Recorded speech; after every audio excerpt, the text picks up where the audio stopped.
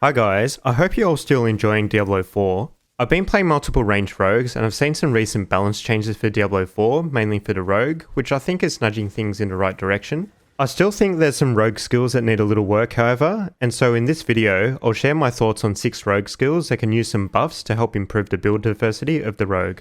So with that said, let's get started.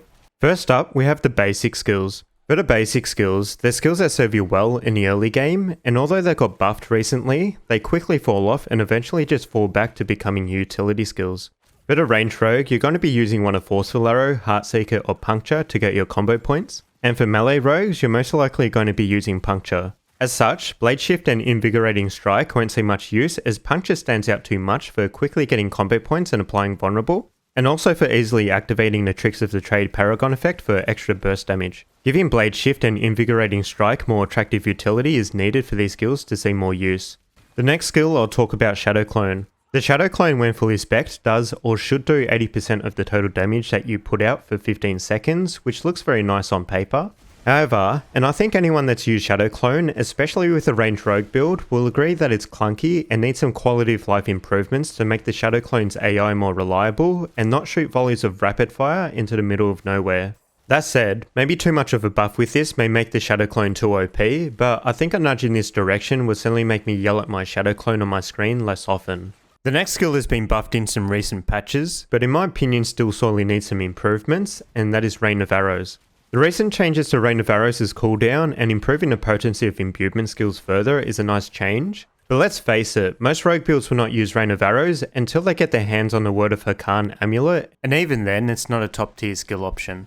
The problem with Rain of Arrows isn't really its damage either, but that for easier content it adds 0 value, and for more difficult content it feels too slow and dangerous to use. The opportunity cost of using Rain of Arrows is just too high when you could be using another ultimate or adding another CC break to your build. So I think 2 changes to Rain of Arrows will help encourage its use. One is to make the wind up time quicker so that you're not stuck in place for more than a second.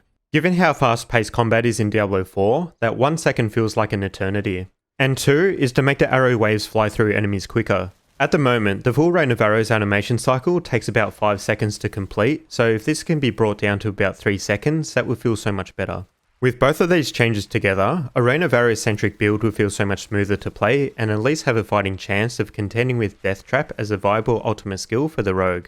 The next skill is a skill that hasn't been talked about all that much at all, and probably for good reason, and that is Victimize. Victimize is a key passive that offers a way for a rogue to supplement their attacks with some AoE damage, but sadly there's 2 problems with it. One is that it's a lucky hit based mechanic, and then its damage is based on a hit that's counted as a lucky hit, so any rapid fire and barrage users will find Victimize quite underwhelming. And 2, after watching some of my gameplay footage, I see that Victimize doesn't actually crit, or at least it never ever shows damage numbers that look like it does crit numbers.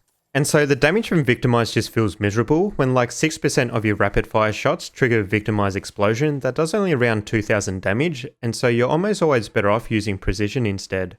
To fix Victimize, it should either have its lucky hit based mechanic removed, or the damage be based on some fixed percentage of your weapon damage similar to how Shadow Imbuement works. The latter would make it so that Victimize has consistent damage all round, and make it viable for chip damage based skills like Rapid Fire and Barrage. And the last skill I want to cover is Cold Imbuement.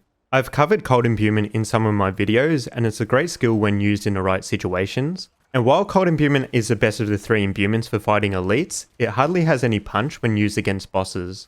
That is because bosses don't get chilled at all, and so can't benefit from either mixed Cold Imbuments or Frigid Finesse's damage bonuses. And on its own, the stagger bar on bosses doesn't climb up fast enough to take advantage of the boss stagger mechanic before you kill the boss.